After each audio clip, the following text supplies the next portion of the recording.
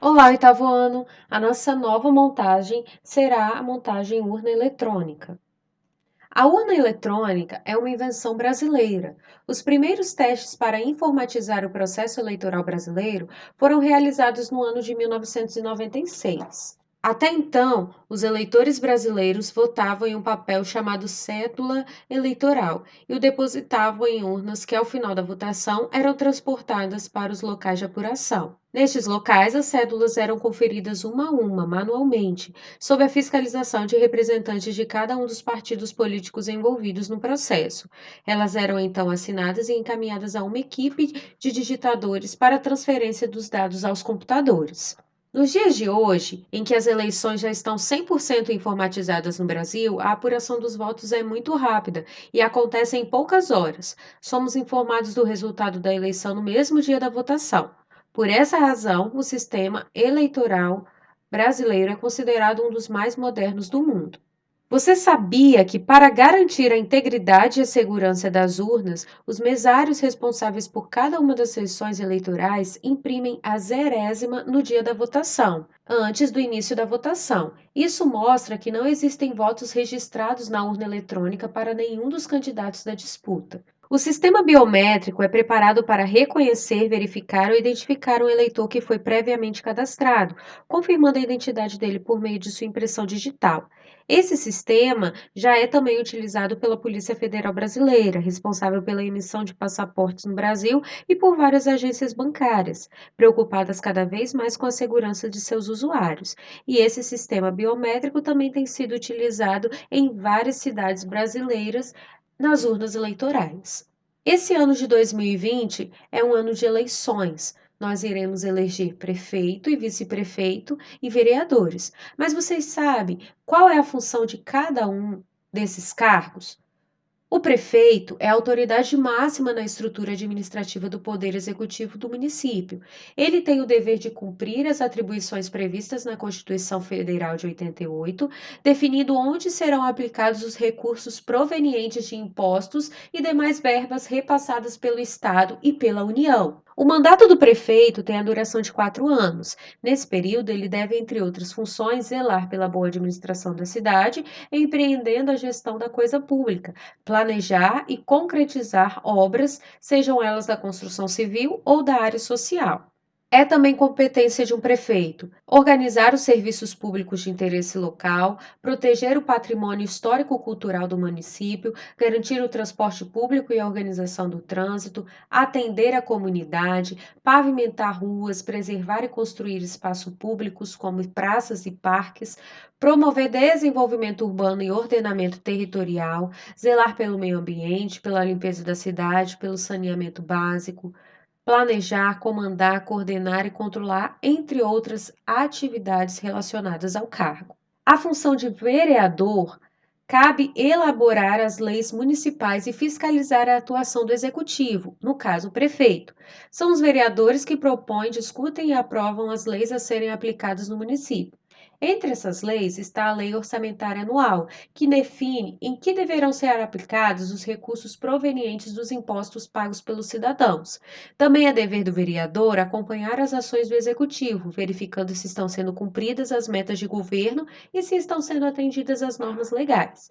Os vereadores fazem parte do poder legislativo e discutem e votam matérias que envolvem impostos municipais, educação municipal, linhas de ônibus e saneamento, entre outros temas da cidade.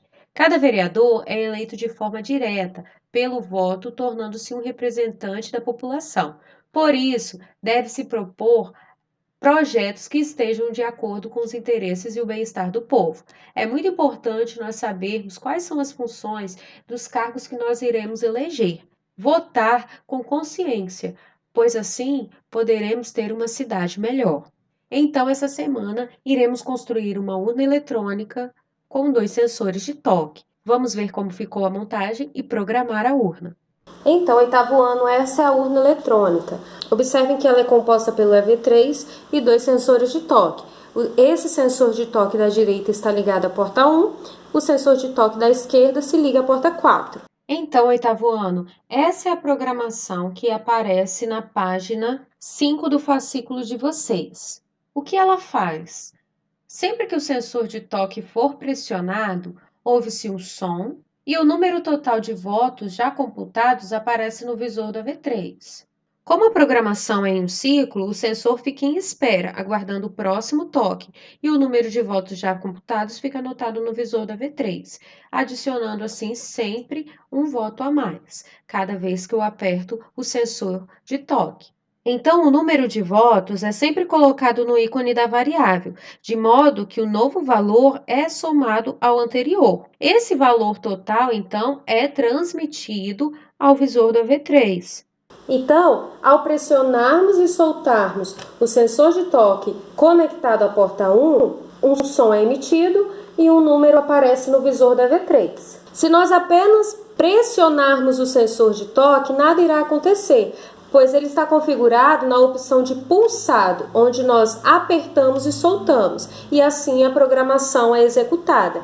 Na programação, no ícone matemática, é que acontece a operação para que o número que aparece no visor da V3 aumente em uma unidade cada vez que o sensor de toque for pressionado. Então, como uma urna, o número de votos é sempre colocado no ícone da variável, de modo que o novo valor é somado ao anterior.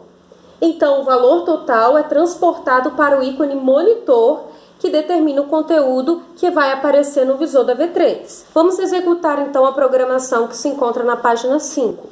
Quando apertamos o sensor de toque que se liga à porta 1, um som é emitido e o número aparece no visor da V3. Pressionando novamente, um novo som é emitido e agora já aparece o número 2. Em seguida, o número 3. Depois o número 4 e assim sucessivamente. Então, oitavo ano, para o desafio que nós temos, que o sensor de toque que está na porta 1 adicione votos a um candidato e o sensor de toque que está na porta 2 adicione votos a outro candidato, nós temos a seguinte programação. Na parte superior, no primeiro ciclo mostrado aí para vocês, nós temos a parte que irá somar os votos para os dois candidatos. No segundo ciclo, nós temos a programação que irá somar os votos para o candidato 1, ao ser selecionado o sensor de toque que está na porta número 1.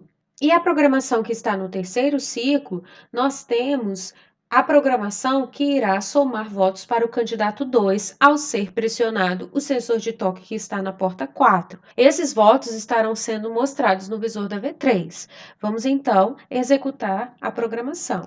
Então agora nós vamos executar a programação em que quando apertamos o sensor de toque que está na porta número 1, indica que nós votamos no candidato 1. Então, um voto é contabilizado para o candidato 1. Quando selecionamos o sensor de toque que está na porta 4, isso indica que nós estamos votando no candidato 2. Então, o voto é contabilizado ao candidato 2. Observem que aparece no visor da V3 o candidato em que eu votei e em seguida o número de pontuação que ele tem. Votando no candidato 1, novamente. Candidato 1, 3 votos. Votando agora no candidato 2. Candidato 2, 1 voto.